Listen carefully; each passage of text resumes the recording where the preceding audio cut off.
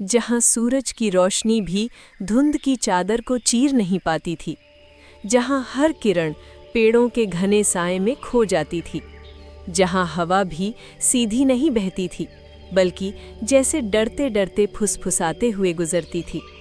हर पेड़, हर पत्ता, हर परछाई जैसे कोई राज छुपाए बैठी थी।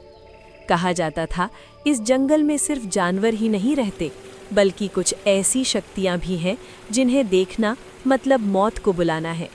और उसी जंगल के एक कोने में जहां थोड़ी सी धूप जमीन को छू पाती थी, वहीं बैठा था एक छोटा सा मासूम हिरण।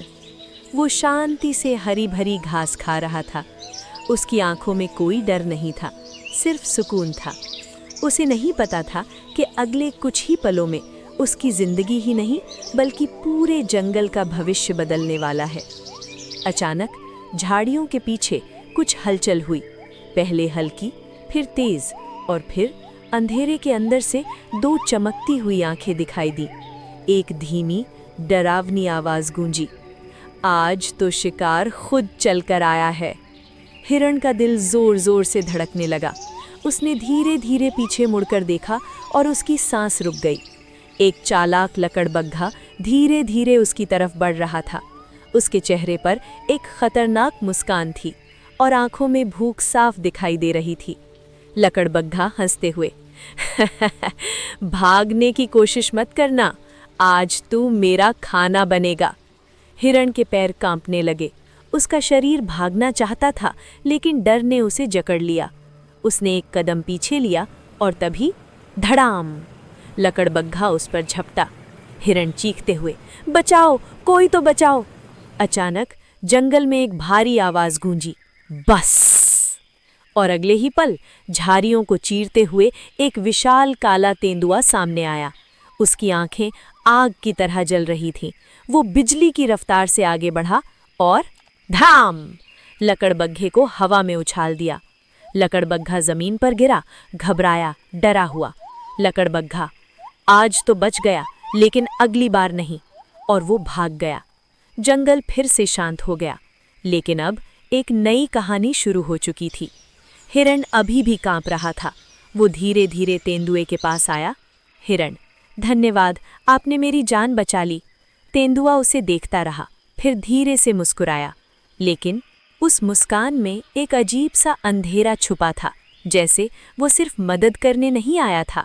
तेंदुआ धीमी आवाज में, मैंने तुम्हारी जान बचाई, अब तुम भी मेरी एक मदद कर सकते हो। हिरण, कैसी मदद? तेंदुआ उसके और करीब आया। उसकी आंखों में अब लालच साफ दिख रहा था। तेंदुआ, जंगल के सभी जानवरों से कहो कि मुझे राजा बना दे। हिरण का दिल धक से रह गया। हिरण, ये कैसी बात कर रहे हो? तेंदुआ गंभीर होकर, मैं सबसे ताकतवर हूँ, राजा बनने का हक मेरा है। हिरण पीछे हट गया।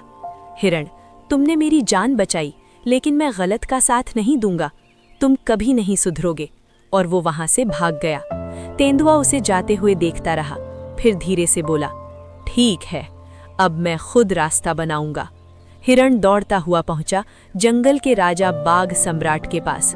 उसने सारी बात बता दी। दरबार में सन्नाटा छा गया। बाघ ने गहरी सांस ली।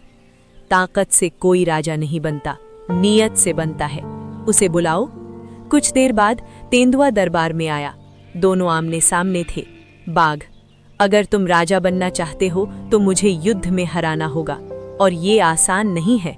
तेंदुआ मुस्कुराया, देख लेंगे। उस रात तेंदुआ जंगल के उस हिस्से में गया जहां कोई नहीं जाता था। एक टूटा हुआ खंडहर और उसके अंदर एक गहरी अंधेरी दरार, जिसके बारे में कहा जाता था कि वहां एक शाया राक्षस कैद है। तेंदुआ, मुझे पता है तुम अंदर हो। कुछ पल सन्नाटा, फिर एक डरावनी आवाज गूंजी, कौन है जो मेरी नींद तोड़ रहा है? तेंदुआ, मैं तुम्हें आजाद कर सकता हूँ। राक्षस हंसते हुए, और बदले में? तेंदुआ, मुझे शक्ति चाहिए, इतनी कि मैं बाघ को हरा सकूं। कुछ पल खामोशी, फिर हर दिन एक जानवर मेरे लिए लाओ और मैं तुम्हें असीम शक्ति दूंगा। तेंदुए ने एक पल भी नहीं सोचा, मंजूर है।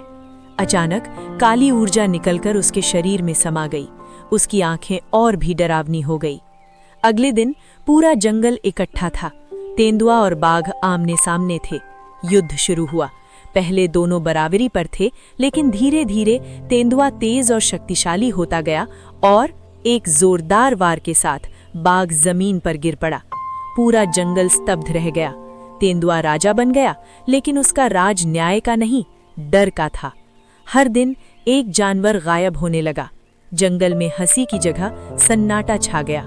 उधर घायल बाघ अकेला भटक रहा था। तभी एक सुनहरी रोशनी उसके सामने आई। एक परी। परी, तुम्हारी हार सामान्य नहीं है, इसके पीछे काली शक्ति है। परी उसे खंडहर तक ले गई। उन्होंने देखा तेंदुआ जानवरों को राक्षस को दे रहा है। बाघ की आंखों में गुस्सा भर गया। तो ये है सच्चाई। परी, उसकी शक्ति बाहर से आई है, अगर हम उसे छीन ले तो वो कमजोर पड़ जाएगा। बाघ ने सिर हिलाया। अब समय आ गया है। अगले दिन बाघ फिर से तेंदुए के सामने खड़ा था। तेंदुआ हंसा। फिर से हारने आए हो? जैसे ही उसने हमला किया, परी ने जादू किया। एक तेज रोशनी निकली और तेंदुए की सारी काली शक्ति उसके शरीर से बाहर निकल गई। तेंदुआ कमजोर पड़ गया। बाघ ने मौका देखा और धड़ाम, एक आखिरी वार। तेंदुआ जमीन पर गिर पड़ा। तेंदुए की आंखों में आंसू थे। मुझसे गलती हो गई। बाघ, लालच हमेशा विनाश लाता है। राक्षस को फिर से कैद कर दिया गया। जंगल में शांति लौट आई। फिर से हवा मुस्कुराने लगी और सूरज की किरणें जमीन तक आने लगी। अगर आपको ये कहानी पसंद आई हो तो वीडियो को लाइक, शेयर और सब्सक्राइब जरूर करें, क्योंकि हम लाते हैं ऐसी ही रहस्यमयी, दिल छू लेने वाली और सीख देने वाली कहानियाँ।